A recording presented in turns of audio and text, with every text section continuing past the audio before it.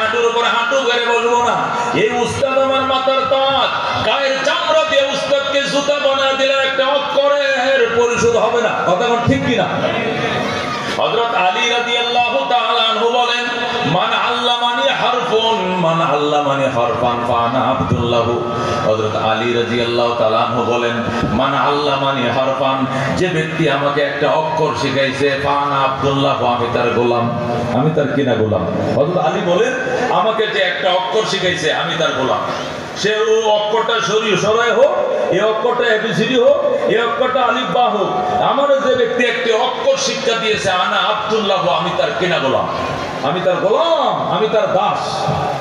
ইনশা বানি, চাইলে সে আমাকে বিক্রি করে দিবে, ওয়াইনশা আতাকানি, চাইলে আমাকে আজাদ করে দিবে, ওয়াইনশা রাক্কানি, চাইলে সারা জীবন আমাকে গোলাম খাটাবে। আমার করার কিছু নাই, উনি আমার শিক্ষক। কথা কোন ঠিক কি না? এই জন্য দোস্ত, ভয় তো আছে। সাপেরও মানুষ ভয় করে, উস্তাদকেও ভয় করে, মা বাবারও ভয় করে, কুকুরকেও ভয় করে। সব ভয় তো এক ধরনের নয়। আল্লাহকে মানুষ আমারে ভয় করে, সবার ভয় এক ধরনের নয়। উলামায়ে কেরামের ভয় এটা অন্যরকম একটা ভয়। কথা কোন ঠিক কি না? এ দোস্ত, উলামায়ে কেরাম, আল্লাহ রাব্বুল আলামিন, আল্লাহ তখন তার উপরে কোরআন নাযিল শুরু করলেন।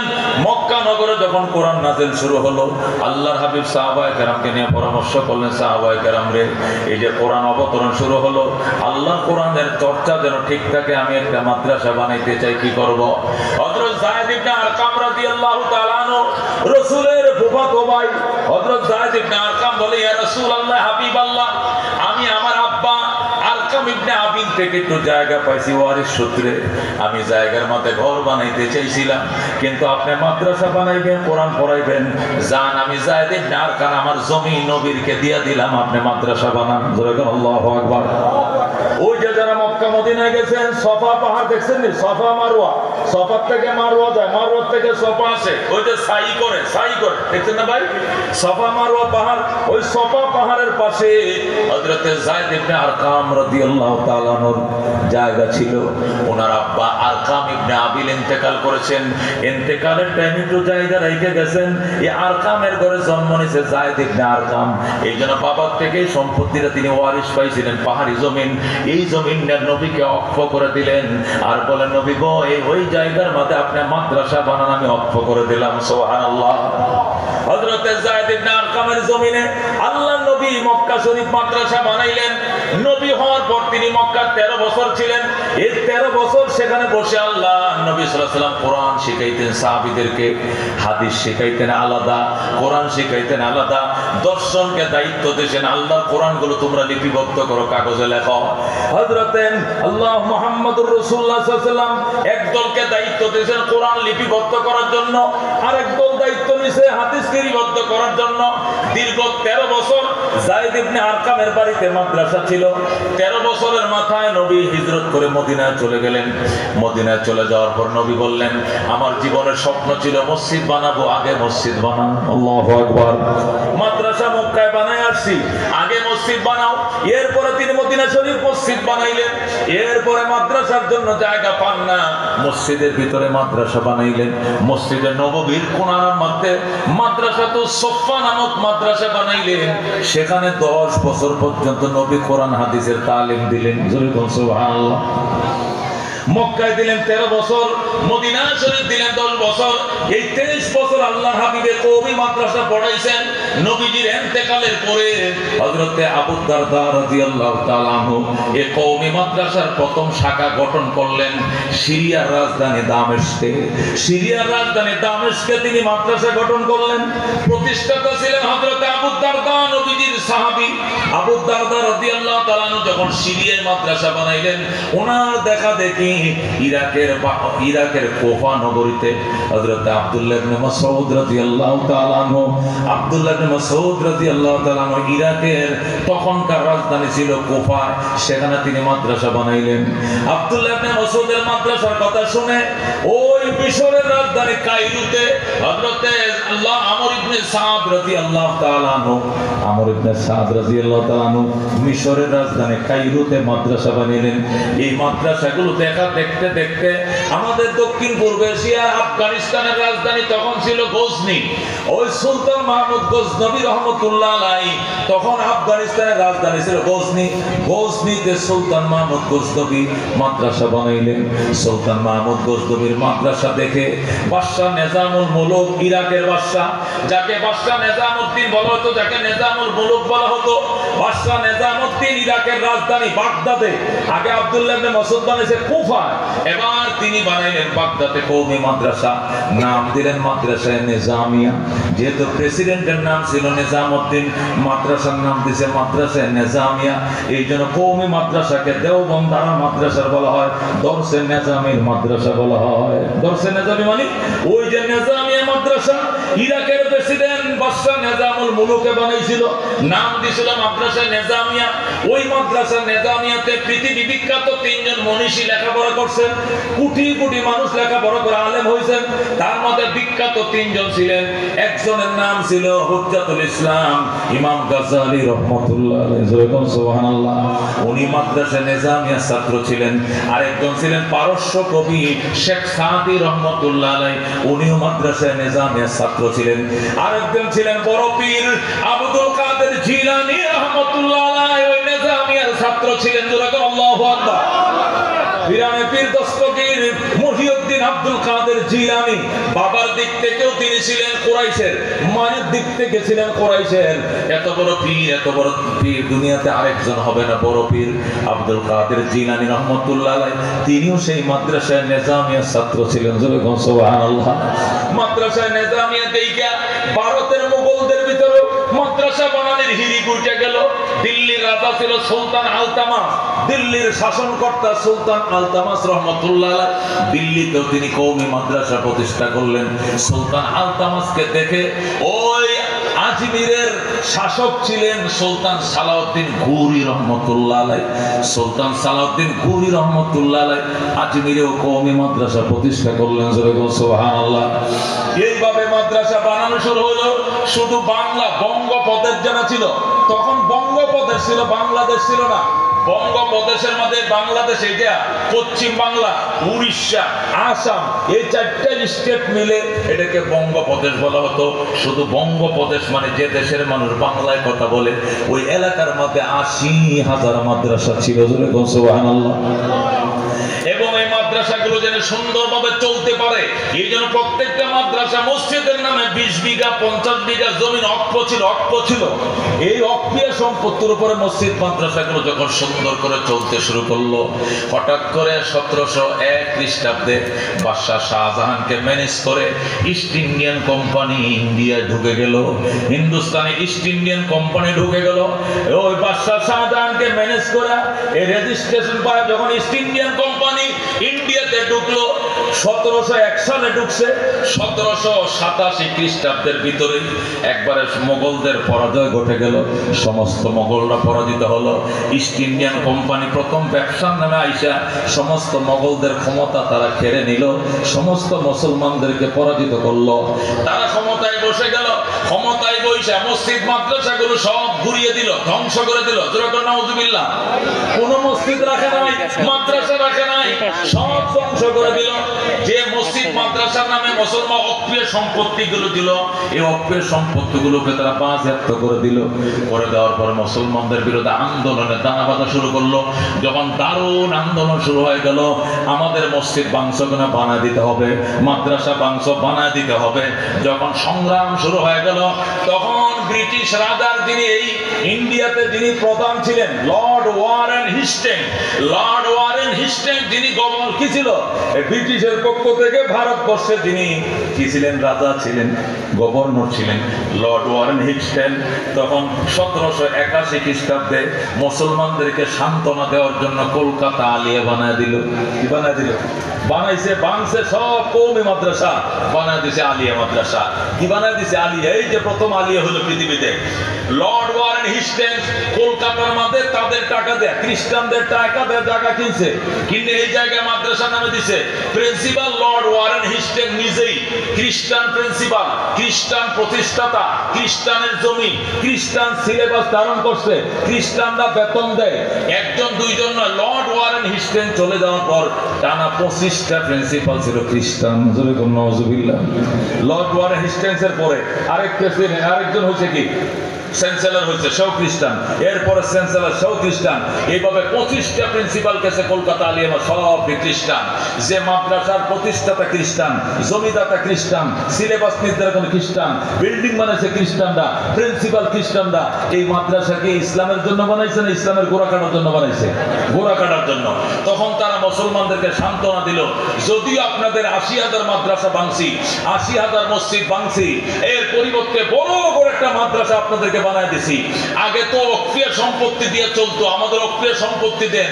অক্রিয় কোনো সম্পত্তি লাগতো না, এটা সরকারি মাদ্রাসা, এটার বেতন যতদিন দুনিয়া থাকবে আমরা সরকারি করে দিছি, সরকারি টাকায় মাদ্রাসা চলবে, অক্রিয় সম্পত্তিও লাগবে না, চাঁদাও লাগবে না। এই বুদ্ধি দিয়া মুসলমানদের ঘাড়ে কলকাতা আলিয়া চাপায় দিল।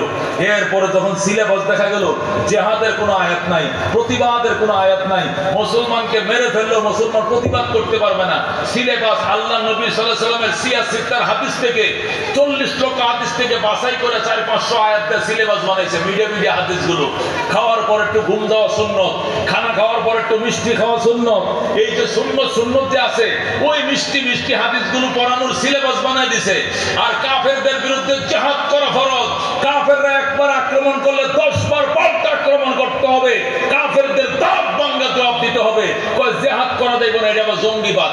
ওই সিলেবাস ওইগুলোতে বাদ দিয়া কলকাতা আলিয়া বানাইছে। এরপরে আলেম ওলামা মিছিল শুরু করছে, মানি না, মানবো না।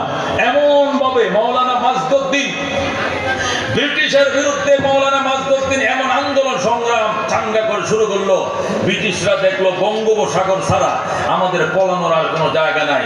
এরপরে 1866 খ্রিস্টাব্দে ওলামায়ে কেরাম বললেন আমরা মাদ্রাসা বানাবো। তখন তো ভারতবর্ষ একসাথে, পাকিস্তান, নেপাল, ভুটান, এরপরে বার্মা সহ সব একসাথে। তখন বার্মা সফর করছে, কেউ বলে বার্মায় বানাবে, কেউ বলছে বাংলাদেশে বানাবে, কেউ বলছে আসামে, সিলেটে বানাবে, কেউ জায়গা থেকে কলকাতায় বানাবে। ওলামায়ে কেরাম দলে দলে সফর করতে করতে করতে উত্তরপ্রদেশে, ইউপি মানে উত্তরপ্রদেশের সাহারানপুর জেলার দেওবন্দ নামক গ্রামের মধ্যে সর্বশেষ জায়গাটা দেখে রাত্রিবেলা একটা পাশে একটা মসজিদ ছিল, যারা মাদ্রাসা নির্মাণের জন্য যে কমিটি হয়েছে, এই কমিটির লোক রাত্রেবেলা ঘুমাইছে। স্বপ্ন দেখে গভীর রাত্রে রহমতুল্লাহ আলামিন ডাক দিয়ে কইতেছে, আয় রে আয়, হে কাসেম নামে তুমি আয়, ঘুমাইস না, আমার সঙ্গে আয়, এখানেই মাদ্রাসা বানাবে, এইটাই আমি নবী মঞ্জুর করলাম। ধরে কোন সুবহানাল্লাহ। আল্লাহর হাবিব সাল্লাল্লাহু আলাইহি ওয়াসাল্লাম লাঠি হাতে নিয়ে ডাক দিছে, কাসেম নানু তুমি রহমতুল্লাহ আলাইহি লেখেন, রাত্রে স্বপ্ন দেখলাম নবী আমাদের সাথে কথা বলতেছে, আর বলতেছে বাংলাদেশে জায়গা দেখছো, বাংলা জায়গা দেখছো, উড়িষ্যায় জায়গা দেখছো, কলকাতায় জায়গা দেখছো, পাকিস্তানে জায়গা দেখছো, বার্মায় জায়গা দেখছো, জায়গা এইটাই পছন্দ হয়েছে, আমি নবীর আমার মাদ্রাসা এখানে হবে। লাঠি দিয়ে দাগ দিছে, সকালবেলা লাঠির দাগ যতটা এরিয়াতে দেখা যাবে এতটা এরিয়ায় মাদ্রাসার বাউন্ডারি হবে। হযরত কাসেম নানতুবি রহমাতুল্লাহ আলাইহি লেখেন, সকালবেলা ঘুম থেকে উঠে আমরা সবাই একজন আরেকজনকে বলতেছি, আমি তো এই স্বপ্ন দেখছি। ওই পাশের কয় আমিও তো এই স্বপ্ন দেখছি। আরেকজন আলেম উনি কয় আমি তো একই স্বপ্ন দেখছি। যেরকম সুবহানাল্লাহ, সবাই একই স্বপ্ন। আল্লাহ নবী আমাকে হাতে ধরে লাঠিতে ইশারা দিছে, কয় চলো তো দেখি লাঠির ইশারা পাওয়া যায় কিনা। যায় দেখে আল্লাহু আকবার, আগের দিনে এই গোলালুলারে তো দেখতেন নি, লাঙ্গল দিয়ে দাগ দিত, এরপরে মাটির ভিতরে আলু ঢুকায়, পরে আবার মাটিতে ভরাট করে দিত, 15 দিন পরে আলু ছাড়া উঠতো। এখনো গ্রাম দেশ আছে, মনে আছে কিনা? লাঙ্গল দিয়ে দাগ দিলে র্যাক পরে কিনা। আল্লাহর হাবিবকে লাঠি দিয়ে স্বপ্ন যুগে দাগ দিয়ে দিছিলেন, সকালবেলা যায় দেখা খোদাই করা মাটির মধ্যে ডাক দেওয়া দরকার। আল্লাহু আকবার, আল্লাহু আকবার। হযরত কাসেম নানতবী এবং তার সাথীরা মিলে এটাকে বাউন্ডারি নির্ণয় করে দেওবন্দ মাদ্রাসা প্রতিষ্ঠা করে 1731 খ্রিস্টাব্দে ইস্ট ইন্ডিয়ান কোম্পানির নাম দিয়ে ব্রিটিশ ঢুকছে। 1866 খ্রিস্টাব্দে দেওবন্দ মাদ্রাসা হয়েছে। দেওবন্দ মাদ্রাসা প্রতিষ্ঠা হওয়ার পর 34 বছরের মাথায় উলামায়ে কেরামের যুদ্ধ এবং জিহাদের পরিণতির কারণে ব্রিটিশ বেনিয়ারা লেজ গোটায় পলাইতে বাধ্য হয়েছে। সুবহানাল্লাহ। উলামায়ে কেরাম বলতে আমাদের ওই মাদ্রাসা লাগবে যে মাদ্রাসা নবী যায়েদ ইবনে আরকামের বাড়িতে মক্কায় বানাইছিল। আমাদের ওই মাদ্রাসা লাগবে যে মাদ্রাসা নবী মসজিদে নববীতে বানাইছিল। আমাদের ওই মাদ্রাসা লাগবে যে মাদ্রাসা আবু দারদা রাদিয়াল্লাহু তাআলা আনহু বানাইছিল সিরিয়াতে। আমাদের ওই মাদ্রাসা লাগবে যারা আব্দুল্লাহ ইবনে মাসউদ বানাইছিলেন কুফায়। ওই মাদ্রাসা লাগবে যারা বাদশা নিজামুল মুলুক বানাইছিল বাগদাদে। ওই মাদ্রাসা লাগবে যারা আমর ইবনে সাদ বানাইছিলেন কায়রোতে, মিশর রাজধানী। আমাদের ওই মাদ্রাসা লাগবে। ব্রিটিশের মাদ্রাসা আমাদের হবে না। তুমুল সংগ্রাম যখন শুরু হলো, ব্রিটিশরা পলাইতে বাধ্য হলো। এরপরে নবীর স্বপ্ন যুগে লাঠির ইশারায় আবার ওই নবীর কওমি মাদ্রাসা আবার দেওবন্দে প্রতিষ্ঠা করা হলো। সেই দেওবন্দ থেকে লেখাপড়া করে আইসা বাংলাদেশে হাটাদারি মাদ্রাসা বানাইছে। হাটাদারিতে পড়ে আইসা ঢাকায় লালবাগ বানাইছে আবিদ চৌধুরী। এখান থেকে পড়ে আইসা ফরিদাবাদ বানাইছে। এখান থেকে আইসা মালিবাগ বানাইছে। মালিবাগতে বানায় যায় কি নূর কাসিমি সাহেব যায় বাড়িধারা বানাইছে। এখান থেকে কারিমিয়া বানাইছে। হইতে হইতে বাংলাদেশে এখন 85,000 মাদ্রাসা, 80 লক্ষ আলেম, 24 লক্ষ কোরআনের হাফেজ। জোরে কোন সুবহানাল্লাহ। 80 লক্ষ আলেম, 24 লক্ষ কোরআনের হাফেজ। 80 এর 24 কত? 1 কোটির মতো। 18 কোটি মুসলমানের মধ্যে 1 কোটি হইলো হাফেজ আর আলেম, আর 17 কোটি হইলো আমরা জেনারেল শিক্ষিত। জোরে কোন আল্লাহু আকবার। আজকে পুরো ইতিহাস আমার ভাই এখানে বসা কেন বললাম? এই জন্য বলছি, অনেকের প্রশ্ন যে হুজুর আমাদের জেনারেল শিক্ষা 1 দ্বারা, কিন্তু আপনাদের আরবি শিক্ষাটা 2 দ্বারা কেন? সরকারি মাদ্রাসা আবার কওমি মাদ্রাসা 2 দ্বারা কেন? কথা কোন ঠিক কিনা? আপনাদের জেনারেল শিক্ষাটা হয়তো ইংলিশ মিডিয়ামে আছে অথবা বাংলা মিডিয়ামে আছে। কথা ঠিক কিনা? ইংলিশ মিডিয়াম বা বাংলা মিডিয়াম, কিন্তু সিলেবাসটা একটাই। তা আমাদের জেনারেল শিক্ষাটা 1 দ্বারায় চলে। ইংলিশ মিডিয়াম আর বাংলা মিডিয়াম 1 দ্বারা, কিন্তু আপনাদের মাদ্রাসা শিক্ষাটা 2 দ্বারায় কেন? কিছু ফাজিল মাদ্রাসা, দাখিল মাদ্রাসা, আলিম মাদ্রাসা এটি সরকারি, আবার কিছু ফরিদাবাদ, লালবাগ, হাটাদারি বেসরকারি। আপনাদের শিক্ষাটা 2 দ্বারা কেন? আমাদের জেনারেল শিক্ষা তো 1 দ্বারা। এই জন্য ইতিহাস শোনাইলাম, আমাদের 2 দ্বারা না। আগেও 1 দ্বারাই ছিল, এখনো 1 দ্বারাই আছে। মাঝখানে ব্রিটিশে ঢুকায় হয়ে গেছে 2 নম্বর দ্বারা। কথা ঠিক কিনা? ওই নবী আলাইহিস সালাম মক্কা যে দ্বারা শুরু করছিল, মদিনা যে দ্বারা শুরু করছিল, সাহাবায়ে কেরাম যে দ্বারা শুরু করছিল, এই 80,000 মাদ্রাসায় বাংলাদেশে বঙ্গোপদেশে ছিল। এটি ব্রিটিশরা ধ্বংস করে সান্ত্বনার জন্য সরকারি একটা দ্বারা ঢুকায় হয়ে গেছে। এই যে সরকারি জিনিস একবার হয়ে গেলে পরে এটা আর ক্যান্সেল হয় না। কথা ঠিক কিনা? লেখাপড়া হোক আর না হোক, সরকারি একটা প্রতিষ্ঠান এক জায়গায় উঠে গেলে এটা যতদিন জমি থাকবে এটা কিয়ামত পর্যন্ত রেজিস্ট্রেশন হয়ে যায়। এই জন্য কওমিটা আগেও ছিল, এখনো আছে। মাঝখান দিয়া ব্রিটিশ 200 বছর এটা বন্ধ করে দিয়া আলিয়া ঢুকাইছিল। এই জন্য 2 দ্বারা বাজার না, তোমার দ্বারা তো একটাই ছিল। এখন যেটা চালু করে হয়ে গেছে সরকারের কাছে, সরকারটাও চালায়। আর অরিজিনাল যেটা আল্লাহ নবী যেটা চালু করে হয়ে গেছিল, এটা আপনাদের দুয়ারে এই সাহায্য তুইলা, সামরার পয়সা, লবণের পয়সা, যাকাত ফিতরা তুইলা, আল্লাহ নবী যেরকম রুমাল পাইতা সাহাবীদেরকে দিয়া মত মাদ্রাসা প্রতিষ্ঠা করছিল মক্কা মদিনা, ওই দ্বারা এখনো চালু রাখছে। যেরকম আল্লাহু আকবার। এই জন্য দোস্ত, এই উলামায়ে কেরাম যতদিন দুনিয়াতে আছে, আল্লাহু আকবার, আমাদের জননেত্রী শেখ হাসিনা, আগের জননেত্রী ছিলেন প্রধানমন্ত্রী বেগম খালেদা জিয়া। আমি দুজনের মুখে শুনেছি, দেশে কোনো দুর্ভিক্ষ আসলে, মুসিবত আসলে, করোনা আসলে প্রথম বক্তব্য দেয় এদেশের উলামায়ে কেরাম মসজিদে মসজিদে দোয়া শুরু করেন, মাদ্রাসায় মাদ্রাসায় মোনাজাত শুরু করেন। কথা কোন ঠিক কিনা? কারণ এই মাদ্রাসা এই দেশের জন্য বড় রহমত। কথা কোন ঠিক কিনা? এই 204টা স্বাধীন রাষ্ট্র আছে, 204টা স্বাধীন রাষ্ট্রের মধ্যে বিশ্ব ইজতেমা বাংলাদেশে হয়। কথা ঠিক কিনা? কি কারণে? বাংলাদেশে যত পরিমাণ আলেম আছে, যত হাফেজ আছে, তাম দুনিয়াতে এত আলেম এত হাফেজ নাই। বাংলাদেশে 85 লক্ষ আলেম আছে। যেরকম আল্লাহু আকবার। বাংলাদেশে 24 লক্ষ কোরআনের হাফেজ আছে। বলেন সুবহানাল্লাহ। তাম ওয়ার্ল্ডে মিলে 24 লক্ষ কোরআনের হাফেজ। আমার ফ্যামিলির মধ্যে 37 জন কোরআনের হাফেজ, যেরকম আলহামদুলিল্লাহ। আমার ফ্যামিলি ভাই ভাতিজা বাগিনা ভাতিজি ভাতিজার করে স্বাস্থ্য ভাই জ্যাঠতো ভাই করে বাগিনা করে 37 জন আছে কোরআনের হাফেজ আলেম শুধু আমার বংশের মধ্যে। বাংলাদেশে তো আলেমের উর্বর জমির বাংলাদেশ, যেরকম আল্লাহু আকবার। বাংলাদেশে বিশ্ব ইজতেমা হয়, আর প্রথম বিশ্ব ইজতেমা যেটা হয় হজের ইজতেমা, এটা নবীর দেশে হয়। তাবলীগের বিশ্ব ইজতেমা বাংলাদেশে হয়, কারণ কি এই দেশে আলেম ওলামা বেশি, কথা কোন ঠিক কিনা? হয়তো আমরা অর্থনৈতিক ভাবে গরিব হইতে পারি, টাকা পয়সা দিয়ে গরিব হইতে পারি, কিন্তু উলামায়ে কেরাম বেশি। ও বন্ধু, ওই আমাদের পার্শ্ববর্তী রাষ্ট্র ইন্ডিয়াতে করোনা একদিনে 10,000 15,000 লোক মারা গেছে। বাংলাদেশে 3 বছরেও 15,000 লোক মরে না, কতক্ষণ ঠিক কিনা? কেন রে ভাই, কেন রে ভাই? একটাই বলছিল উলামায়ে কেরাম, বলছিল বাইতুল মোকাররম থেকে হাটাজারি থেকে শেখুল ইসলাম বলছিল, আমাদের দেশে পয়সা কম টাকা কম, আমাদের দেশে করোনার ভ্যাকসিন উৎপাদন হইতে হইতে সব মরে শেষ হয়ে যাবে, কি করি গো? এই বিয়ার টেনশনের কোনো কারণ নাই, ভ্যাকসিন দিয়ে করোনা রক্ষা করা যাবে না, করোনা রক্ষা করবেন আল্লাহ। শেখুল ইসলাম আহমদ শফী তখন বলছিল 24 লক্ষ হাফেজে কোরআন 4টা বাজে উঠতা, এবার করোনা এসে 3:30 উঠতে হবে, উঠা কোরআন তেলাওয়াত শুরু করে দাও, করোনা দেশ থেকে চলে যাবে। আল্লাহু আকবার। 85 লক্ষ আলেম দোয়া শুরু করে দেন, আমাদের ভ্যাকসিন লাগবে না। আলহামদুলিল্লাহ, যারা ভ্যাকসিন দিছে এরাও বেঁচে আছে, যারা ভ্যাকসিন দেয় না এরাও সুস্থ আছে, কতক্ষণ ঠিক কিনা? ও দোস্ত, ইতালির মতো দেশ করোনার মধ্যে সবচেয়ে মানুষ মারা গেছে কোন দেশে? বোমা যে দেশে বেশি, এটি বেশি মরছে। এই ট্রাম্প যেটা এখন আবার ক্ষমতা আছে, এই ট্রাম্প তখন আমেরিকায় ক্ষমতা ছিল, এক দিন 11,000, এক দিন 12,000। এই পাগল হারা হয়ে গেছে, কেমনে রক্ষা করবে আমেরিকাকে? ইটালিতে এবং কোথায়? আমেরিকাতে, ইন্ডিয়াতে, জার্মানিতে, ফ্রান্সে বেশি মানুষ মারা গেছে করোনায়, কতক্ষণ ঠিক কিনা? অথচ আমাদের গরিব দেশ বাংলাদেশ মানুষ কম মারা গেছে, কারণ কি? আমরা প্রত্যেকটা ছেলেকে সব স্কুল কলেজ বন্ধ দিলাম, আমরা মাদ্রাসা বন্ধ দেই নাই। আল্লাহু আকবার।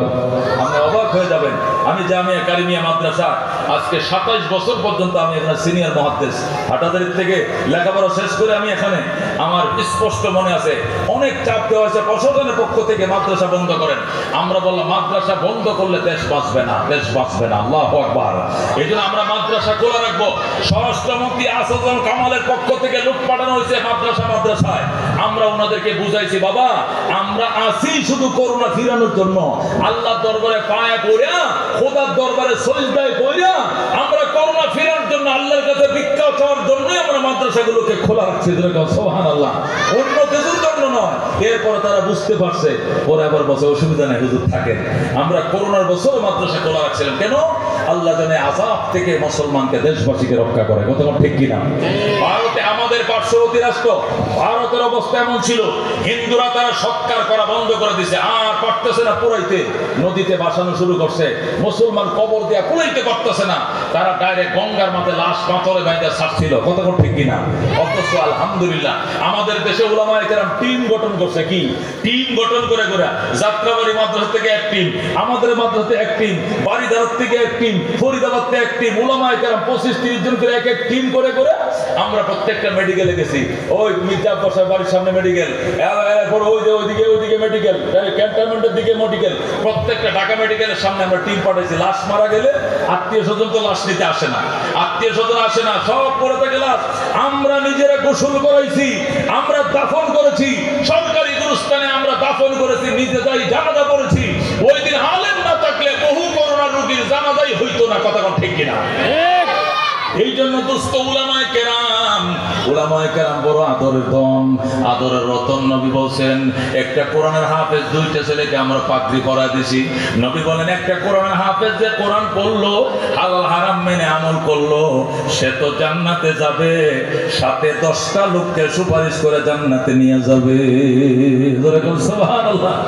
আল্লাহ নবী বলেন মান ক্বারা কোরআন ফাস্তাযহারাহু ফাহাল্লা হালালাহু ওয়া হাররামা হারামাহু আদখালাহুল্লাহুল জান্নাহ ওয়া শাফাহু ফি আশরাতিন মিন আহলি বাইতিহি কুল্লুহুম কাদ ওয়াজাবাত লাহুন নার। আল্লাহ নবী বলেন সাহাবায়ে কেরাম আল্লাহর কোরআন যারা পড়ছে সিনার ভিতরে ধারণ করছে, হালাল হারাম মেনে আমল করে চলেছে, আল্লাহ তাকে বইলে জান্নাতের টিকিট দিবে, দিয়ে পরীক্ষা করবে। কি করে? টিকিট দেওয়ার পরে সে ছায়া থাকবে, আল্লাহ আমি একা যাবো না। কারে নিবে? মা লাগবে, নাও মাকে। শুধু মা নিয়ে যাবো না, আর কে লাগবে? বাবা। বাবাকেও নাও। আবার দাঁড়ায় থাকবে, আর কাকে? শ্বশুর শাশুড়িকে নিয়ে যাও। আবার দাঁড়ায় থাকবে, আল্লাহ একে একে 10টা লোককে সুপারিশ করে জান্নাতে নেওয়ার পারমিশন দিবে। জোরে কোন সুবহানাল্লাহ। রাজিনা কিসমাতাল জব্বার ফিনা লানা ইলমুন ওয়ালিল আ'দাই মালু ফা ইন্নাল মা লা ইয়াফনা আন করিবিন ওয়া ইন্নাল ইলমা ইয়াবকা লা ইয়াজালু লাকাদ জানাল বিলাদা ওয়া মান আলাইহা ইমামুল মুসলিমিন আবু হানিফা ফামা ফিল মাশরিকিন লাহু নাযীরু ওয়ালা ফিল মাগরিবিন ওয়ালা বিকুফা। দোস্ত, আপনি পয়সাওয়ালা, উলনে সাইডে বাড়ির মালিক, আপনি যদি মৃত্যুর টাইমে ওসিয়ত করেন, এ আমার সন্তানেরা শোন, আমি মাতবর বাড়ির মাথা, আল্লাহ বহু ধন সম্পদ আমার দিছে, আমার ইন্তেকালের পরে আপ ডাউন হেলিকপ্টার দিয়ে কাবা শরীফের ইমামরে আনবে, শায়েখ সুদাইসিরে আনবে, বাইতুল্লাহর প্রধান ইমামরে আনবে, আইনা বাইতুল্লাহর ইমাম দিয়ে আমার জানাজার নামাজটা পড়াইবে। 10 লক্ষ টাকা 20 লক্ষ টাকা লাগলে আমি দিব, আমার ফান্ড থেকে দিবি। আমি 4টা বাড়ি রাখছি, একটা বাড়ি বিক্রি করে ফেলবে, ওই টাকা দিয়ে কাবা শরীফের ইমাম আপ ডাউন বিমান দিয়ে আনবি, আইনা আমার জানাজা পড়ায়া বাড়ি আর ফটো উঠায়া দিবে, আবার সৌদি আরব চলে যাবে। আল্লাহু আকবার। নবী বলেন, এই হালা ওই ধার করে ইমাম আইনা, কাবার ইমাম আইনা জানাজা পড়াইলে গুনাহ মাফের গ্যারান্টি নাই। কিন্তু নিজের সন্তান যদি বলে কাতার সোজা করেন, এটা আমার বাবার জানাজার লাশ, আমি ইমামতি করব, যেই মাত্র আল্লাহু আকবার বলে কিরাত শুরু হয়ে যাবে, তাকবীর বলা শুরু হয়ে যাবে, সালাম দিয়ে আসসালামু আলাইকুম ওয়া রাহমাতুল্লাহ, আসসালামু আলাইকুম ওয়া রাহমাতুল্লাহ, নবী বলেন লাশটা মাটির উপরে থাকতে আল্লাহ কবর আযাব মাফ করে দিবে। সুবহানাল্লাহ। হে দোস্ত, বাবার জানাজা যদি সন্তানে পড়ায়, সন্তানের জানাজা যদি বাবায় পড়ায়, এর চেয়ে দামি জানাজা আর নাই। কথা কোন ঠিক কিনা? এই জন্য দোস্ত, আল্লাহর হাবিব বলছে আলেম হও, একটা সন্তানকে আলেম বানানোর চেষ্টা করো। তোমার জানাজারা তোমার সন্তান যেন পড়াইতে পারে। বাজান, ব্যারিস্টার বানাইছো, কালেক্টর বানাইছো, মাস্টার বানাইছো, মন্ত্রী মিনিস্টার বানাইছো, গর্বের জিনিস নয়। কোরআনের হাফেজ বানাও, এটা বড় গর্বের জিনিস হবে। কথা কোন ঠিক কিনা? এ দোস্ত, বাংলাদেশের বহু উচ্চ শিক্ষিত মানুষ তার চাকরির ব্যস্ততার কারণে তার মা বাবাকে গাজীপুর বৃদ্ধাশ্রমে দিয়ে দিচ্ছে। কথা কোন ঠিক কিনা? কিন্তু খোঁজ নিয়ে দেখো, খোদার কসম, কোন আলেম কোন হাফেজের বাবা মা কোনদিন বৃদ্ধাশ্রমে যায় নাই। কথা কোন ঠিক কিনা? কোটি টাকা পুরস্কার দেব। আমি ওই দিনও দেখছি ফেসবুকে একটা পুলিশ অফিসার, সিটাং পোস্টিং, তিনি জোন প্রধান, তার মা থাকে এখানে গাজীপুর বৃদ্ধাশ্রমে। মা চিঠি, বাবা মা একটা নম্বর দিয়ে আমার ছেলের সাথে কথা বলবো, ওই বৃদ্ধাশ্রমের অফিসার ছেলের নম্বর ফোন দিয়ে, স্যার আপনার মা আপনার সাথে কথা বলবে। কথা বলার সময় নাই, আপনার মার ওষুধ ফুরিয়ে গেছে, তোরা ওষুধ দে, আমার সময় নাই। সন্তান বলতে বলতে মা মারা গেছে। এরপর বৃদ্ধাশ্রম থেকে টেলিফোন করা হয়েছে, আপনার মা মারা গেল, জানাজা আসবেন নি? ছুটি নেই আমার, আমি আসতে পারবো না, আপনারা জানাজা পড়েন। আচ্ছা, জানাজা পড়ছি, লাশ কি আপনি সিরাজগঞ্জ নিয়ে যাবেন নাকি এখানে বেওয়ারিশ গোরস্থানে দাফন করবো? বেওয়ারিশ গোরস্থানে দাফন করেন, সময় নাই। এই বলে জানাজায় আসলো না, দেখতে আসলো না, চিকিৎসার জন্য আসলো না। 3 মাস পরে ওই পুলিশ অফিসার আইছে, আইসা কয়, আচ্ছা আপনাদের বৃদ্ধাশ্রমে সর্বমোট লোক কত? কয় আছে 230 জন। 230-এর সাথে আরো 70 যোগ করে 300 জনের জন্য একটা মেজবানের আয়োজন করেন। গরু কয়টা লাগবে? কেন? আমি একটা মেজবান খাওয়াবো আমার মায়ের নামে। তোমার মেজবানের উপরে প্রস্রাব করি আমরা, তোমার মেজবান খাবো না। তুমি নিমুখ হারাম সন্তান, মায়ের জানাজায় আসো নাই, মার চিকিৎসার খবর লও নাই, তোমার মা শেষবারের মতো তোমার মুখটা দেখতে চাইছিল, দেখতে আসো নাই, আর আজকে গরু খাওয়াইতে আসছো। মেজবান আমরা জীবনে অনেক খাইছি, তোমার মতো এই নিমুখ হারামের গরু গোশত আমরা খাবো না। আল্লাহু আকবার। দোস্ত, এই জন্য ওরা বড় ভাগ্যবান, ওরা বড় ভাগ্যবান যারা একটা ছেলেকে আলেম বানাইতে পারছে, হাফেজ কোরআন বানাইতে পারছে। এদের কপাল দিয়ে বাড়ি দিলে তোমার কপাল টিকবে না, ভেঙে যাবে, ওর কপালে দাগ পড়বে না, কারণ সে ভাগ্যবান। কথা কোন ঠিক কিনা? দোস্ত, এই জন্য আলেমের বাবা হও। আল্লাহ হাবিব সাল্লাল্লাহু আলাইহি সাল্লামের উম্মত শুনো, আল্লাহর ঘরে গিলাফ ধরে দোয়া করছো কবুল হয় নাই, উমরা করে দোয়া করছো কবুল হয় নাই, তাহাজ্জুদ করে দোয়া করছো কবুল হয় নাই, কিচ্ছু লাগতো না। এতিম ফোটার তো এতিমের মুখে খাবার দিয়ে হাত বাড়াও, সাথে সাথে কবুল হয়ে যাবে। এতিমের মুখে খাবার দিয়ে হাত বাড়াও, নবী কসম খায় বলছেন তোমার দোয়া ফেরত যাবে না, আল্লাহ কবুল করবেন। জোরে বল সুবহানাল্লাহ। আল্লামা দেওবন্দ মাদ্রাসার প্রিন্সিপাল আল্লামা কারি তৈয়ব সাহেব ঘটনা লিখছে, আমি 2 মিনিটের মধ্যে শেষ করে দিতেছি, আপনারা শুনেন। আল্লামা কারি তৈয়ব সাহেব রাহমাতুল্লাহ আলাইহি লেখেন, কয় আফগানিস্তানের বাদশা সুলতান মাহমুদ গজনবী, একটু আগে বলছি উনি গজনিতে মাদ্রাসা প্রতিষ্ঠা করেছিলেন। সুলতান মাহমুদ গজনবী রাত্রিবেলায় কুয়াশার মধ্যে তিনি কাবুলে ঢুকবেন, রাজধানীতে ঢুকবেন। ঢুকার টাইমে উনি ঘোড়ায় করে ঢুকতেছেন, তখন তো আর হারাবো আর বাজারও গাড়ি ছিল না, ঘোড়ায় করে রাজারা চলতো, ঘোড়ায় করে। মন্ত্রী পরিষদ নিয়ে রাষ্ট্রীয় কাজ সেরে রাত্রিবেলায় যখন তিনি কাবুলে ঢুকবেন, তখন দেখেন যে রাস্তার পাশে পৌরসভার লাইটের নিচে বসে এক ছেলে আল্লাহর কোরআন পড়তেছে। যেরকম সুবহানাল্লাহ। সুলতান মাহমুদ গজনবী ঘোড়া থেকে নেমে গেলেন, ঘোড়া থেকে নামতে নেমে ছেলেটাকে বুকের সাথে জড়ায় ধরছে। বাবা কি নাম তোমার? তো আমার নাম আব্দুর রহমান। বাবা তুমি এখানে কি করবে? আল্লাহর কোরআন পড়ি। এখানে কেন? আমি এতিম, হেরিকেন কিনার টাকা নাই। আগের দিনে কি ছিল? 100 টাকা হেরিকেন দেব, হারিকেন দেব তো কারণ তো খারাপ করে না। বাবা সুলতান মাহমুদ গজনবী ডাক দে, আয় বাবা রাজধানীতে চলো, তোমাকে হারিকেন কিনার টাকা দিব। সুলতান মাহমুদ গজনবী এতিম ছেলেটাকে টান দিয়ে ঘোড়ার উপর উঠাইছে, ঘোড়ায় উঠাইয়া নিয়ে গেছে গদিতে, শাহী সিংহাসনে বসায়। আজকে থেকে তুমি আফগানিস্তানের বাদশা। আল্লাহু আকবার। তোমাকে সুলতান মাহমুদের গদিতে বসাইলাম। ছেলেরা ডাক দেয়, আঙ্কেল এই দুনিয়ার বাদশাই আমার দরকার নাই, আমি মহান রব্বুল আলামিনের কালামের বাদশা হতে চাই, আমি আল্লাহর কোরআন হাফেজ হতে চাই। সুলতান মাহমুদ গজনবী রহমাতুল্লাহ ডাক দেয়, কয় ছেলে তোর কি নাম? আমার নাম আব্দুর রহমান। তোমার নাম আব্দুর রহমান? কয় তুমি হারিকেন কিনতে মন চায়? কয় আঙ্কেল হারিকেন কিনার বড় শখ আমার, আমি গরিবের সন্তান, আমি সাথী ভাইদের হারিকেনের মধ্যে লেখাপড়া করি, 10টা বাজে এরা হারিকেন নিবায় ঘুমায় যায়, তখন আমি পড়তে পারি না, আমার মেধা কম, আমার 2 পৃষ্ঠা মুখস্থ হয় না, রাত 1টা পর্যন্ত পড়তে হয়, আমি লাইট কই পাবো? মাদ্রাসার থেকে দেখা যায় পৌরসভার লাইট গুলো চলতেছে, এই লাইটের নিচে এসে রাত 2টা পর্যন্ত লেখাপড়া করি। সুবহানাল্লাহ। সুলতান মাহমুদ গজনবী এই গরিব ছেলেটার কথা শুনে চোখের পানি রাখতে পারে নাই। সুলতান মাহমুদ কয় বাজার হারিকেন কিনলে কয় টাকা লাগে? কয় 5 টাকা। দর 5 টাকা দিলাম। মাসে কেরোসিন লাগে কয় টাকা? 5 টাকা। দর আরো 5 টাকা দিলাম। বোর্ডিং খরচ কত? 5 টাকা। এটাও দিলাম। শীতের কাপড় কিনলে কয় টাকা? 5 টাকা। এটাও দিলাম।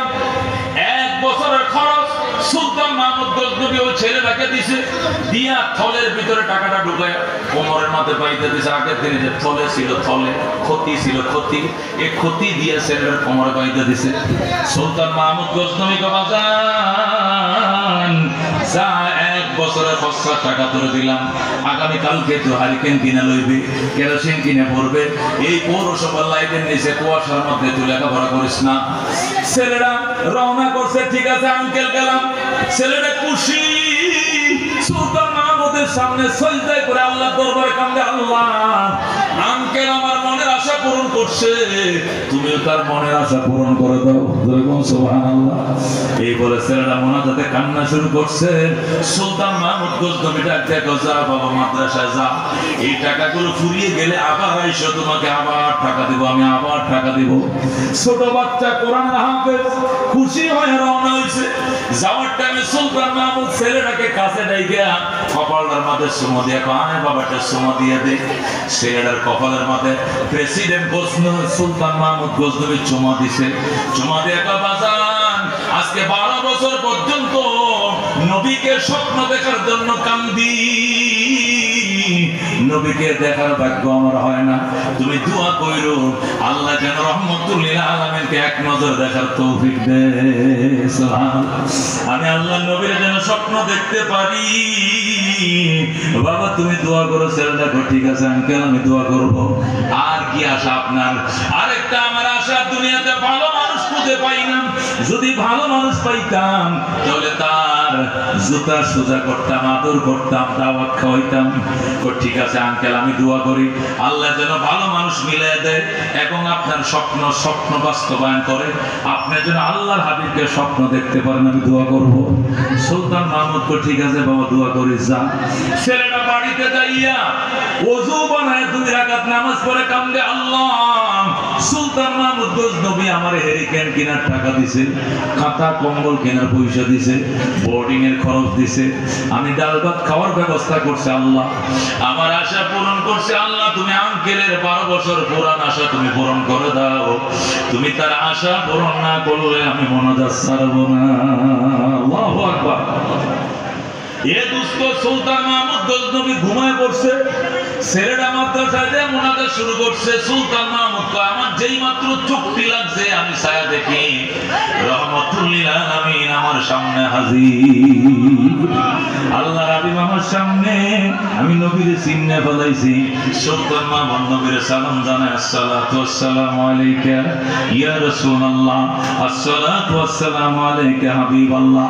ও রহমতুল লিল আলামিন 12 বছর পর্যন্ত কান্দি আপনাকে এক নজর দেখার জন্য, আপনি আমাকে দেখা দেন নাই, আজকে কি মনে করে দেখা দিলেন আমাকে বলেন। সুলতান মাহমুদ ডাক দেয়া কয়, ওগো আল্লাহর হাবিব 12 বছর আমি কান্দি আপনাকে স্বপ্ন যুগে দেখার জন্য, আপনি কেন দেখা দিলেন না, আজকে কি মনে করে দেখা দিলেন? নবীজি কোনো উত্তর দেয় না, নবী শুধু মুস্কি মুস্কি হাসে। ও জানার দরকার কি, দেখছো তো? ও দেখছি তো, কিন্তু 12 বছরের সাধনা লাগছে, এত দেরিতে দেখা দিলেন কেন, আগে দেখা দিলেন না কেন? আল্লাহ নবী করে বলা যাবে না, পরে বলবো। সুলতান মাহমুদ কো ঠিক আছে যদি না বলেন না বলেন, কিন্তু আরেকটা মনের আশা পূরণ করে দেন। কি আশা? ভালো মানুষ তো জীবনে খুঁজে পাইলাম না। নবী ডাক দেখো সুলতান মাহমুদ নিজের অনেক পণ্ডিত মনে করে, আসলে তোমার জ্ঞান বলতে কিছু নাই, তুমি কি এখনো বোঝো না ভালো মানুষ কাকে বলে?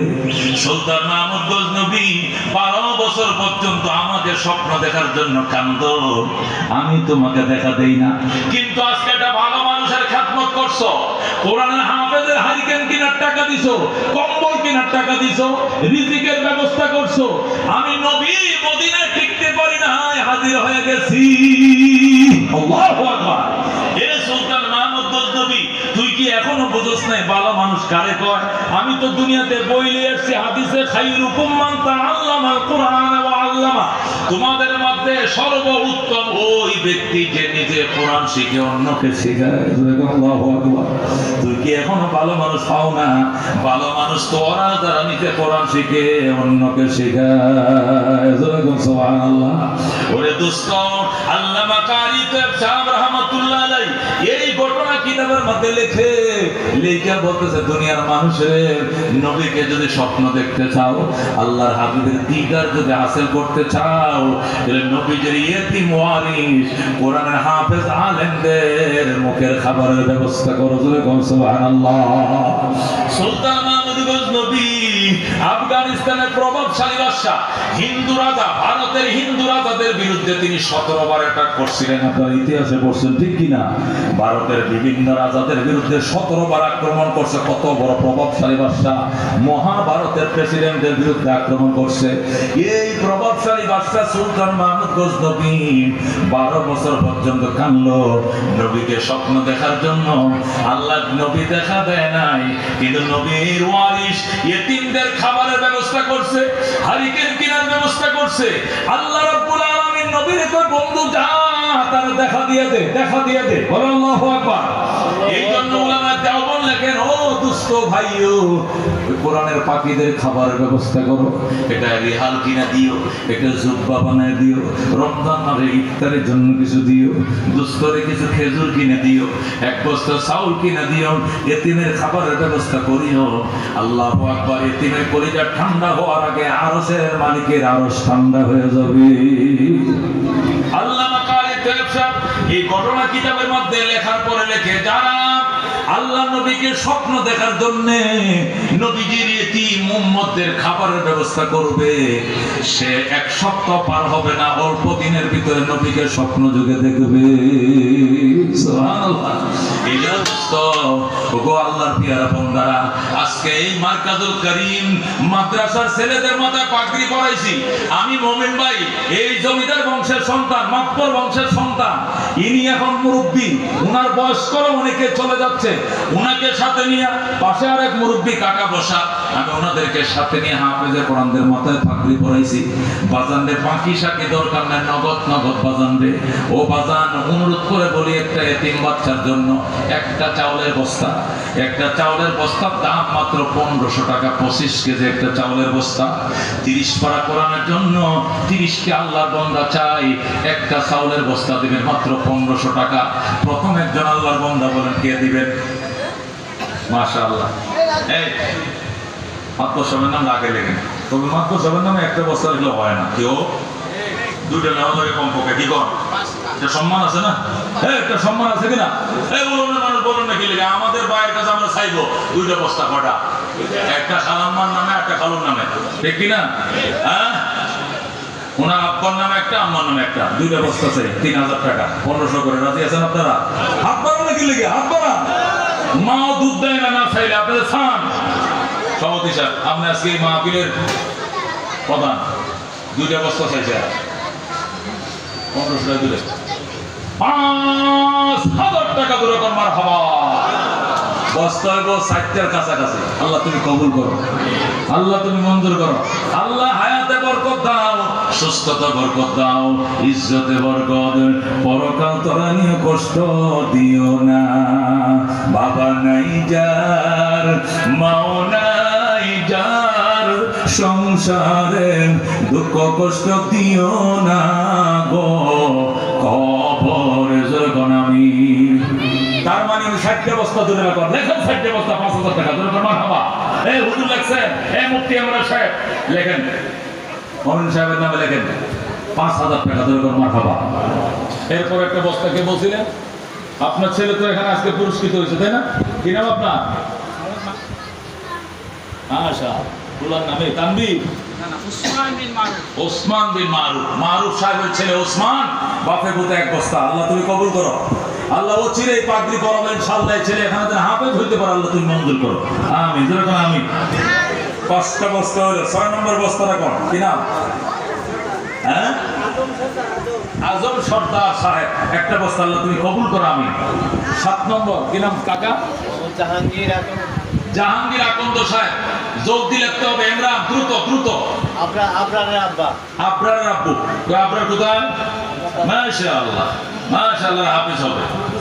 হ্যাঁ, আরেকটা কলম নিলে বেশি ভালো হবে, একটা কলমে লেখতে দেরি হচ্ছে। আরেকজন নামে বড় দিকে খাতা কলম নিয়ে মজিবুর মোল্লা। আমি বললে হবে না, লিখতে হবে। দ্রুত যান, দ্রুত যান, এখানে যান। হ্যাঁ, তাড়াতাড়ি নামটা উঠায়, মোবাইলটা উঠাইলে না নিশ্চিত, না যোগাযোগ করবেন কেমনে? ঢাকার মানুষ কই পাবেন খুঁজে? আপনি এত গ্রাম না যে দক্ষিণের বাড়ি, উত্তরের বাড়ি। নাম, মোবাইল নম্বর, বাড়ি নম্বর লিখতে পারলে, কিন্তু দ্রুত দ্রুত। কাকার নামে লেখেন 3 বস্তা। আল্লাহ তুমি কবুল করো। কিনা বাজান? নজরুল ইসলাম, আলহাজ নজরুল ইসলাম, 3 বস্তা। ওনার তো ঠিকানা জানা আছে আপনাদের, ঠিকানা লেখার দরকার নেই, বড় হুজুরে জানে। আল্লাহ তুমি কবুল করো। এরপরে মাসুদুর রহমান 1 বস্তা। মারহাবা, আল্লাহ তুমি কবুল করো। আমি বাজান একটা চাউলের বস্তা 1500 টাকা, গরিব বাচ্চাদের জন্য দিবেন, যারা বাপ নাই মা নাই। দ্রুত লিখতে হবে। ডান পাশে, ডান পাশে আমজাদ হোসেন সাহেব 2 বস্তা। মারহাবা।